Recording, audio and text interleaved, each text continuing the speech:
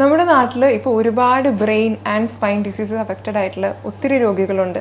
അപ്പോൾ അവർക്ക് കൊടുക്കാൻ പറ്റുന്ന ഡോക്ടറിൻ്റെ ഒരു അഡ്വൈസ് അല്ലെങ്കിൽ ടിപ്പ് എന്തെങ്കിലും പറയാമോ? ഒരു സർജൻ എന്ന നിലയ്ക്ക് പറയുകയാണെങ്കിൽ ഏതൊരു സർജിക്കലായിട്ടുള്ള രോഗത്തിനും അല്ലെങ്കിൽ ഒരുപക്ഷെ എല്ലാ രോഗങ്ങൾക്കും തന്നെ ഏറ്റവും ഇമ്പോർട്ടൻ്റ് അതിൻ്റെ ഡയഗ്നോസിസ് ആണ്. അപ്പോൾ കറക്റ്റ് ഡയഗ്നോസിസിൽ എത്തുക എന്ന് പറയുന്നത് നമ്മൾ വിചാരിക്കുന്നത്ര കോമൺ ആയിട്ട് കണ്ടുവരുന്നൊരു കാര്യമല്ല. പലപ്പോഴും നമുക്ക് ഡയഗ്നോസിസിൽ എത്താൻ വളരെ ബുദ്ധിമുട്ടുള്ള രോഗാവസ്ഥകളും അതുപോലെ തന്നെ ഡയഗ്നോസിൽ എത്താതെ തന്നെ ചികിത്സ പുരോഗമിക്കേണ്ടി അല്ലെങ്കിൽ തുടങ്ങേണ്ടി വരുന്ന അവസ്ഥ നമുക്ക് പലപ്പോഴും കാണാറുണ്ട്. അപ്പോൾ അതിന് തന്നെയാണെങ്കിലും നമുക്ക് പണ്ട് ആൾക്കാർക്കൊക്കെ ഒരു വിചാരം ഉണ്ടായിരുന്നു, നമ്മൾ ഈ ഡോക്ടറെ കാണുന്ന സ്ഥിതിക്ക് മറ്റൊരു ഡോക്ടറോട് സംസാരിച്ചാലോ അല്ലെങ്കിൽ മറ്റൊരു ഡോക്ടറുടെ അഭിപ്രായം തേടിയാലോ അത് ഈ ഡോക്ടർക്ക് ഇഷ്ടപ്പെടുമോ എന്നുള്ള ഒരു പ്രശ്നമൊക്കെ ഉണ്ടായിരുന്നു. പക്ഷേ ഇന്ന് നമ്മൾ അങ്ങനെ ഒരു ചിന്തയുടെ ആവശ്യമേ ഇല്ല.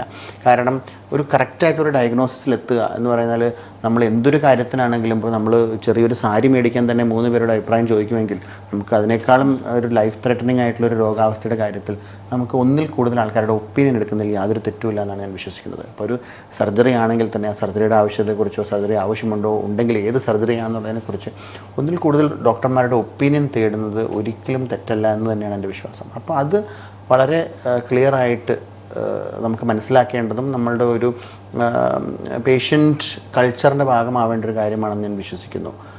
അതാണ് ഒരുപക്ഷെ എനിക്ക് വ്യത്യസ്തമായ എന്തെങ്കിലും ചെയ്യണമെന്ന് ഒരുപക്ഷെ ഒരു രോഗികളോട് പറയണമെങ്കിൽ പറയാനുള്ളത്. കാരണം ഡയഗ്നോസിസ് വളരെ ഇമ്പോർട്ടൻ്റ് ആണ്. അതുപോലെ തന്നെ പല ശസ്ത്രക്രിയയും ഒരു രോഗാവസ്ഥയ്ക്ക് ചെയ്യാം. പക്ഷേ അതിൽ ഏതാണ് ഏറ്റവും ഉചിതമെന്നുള്ള ഒരു തീരുമാനം വളരെ വളരെ വളരെ ഇമ്പോർട്ടൻ്റ് ആണ്. അപ്പോൾ മൾട്ടിപ്പിൾ ഒപ്പീനിയൻസ് എടുക്കുക എന്നുള്ളതാണ് ഒരുപക്ഷെ എനിക്ക് പറയാനുള്ള ഒരു അഡ്വൈസ്.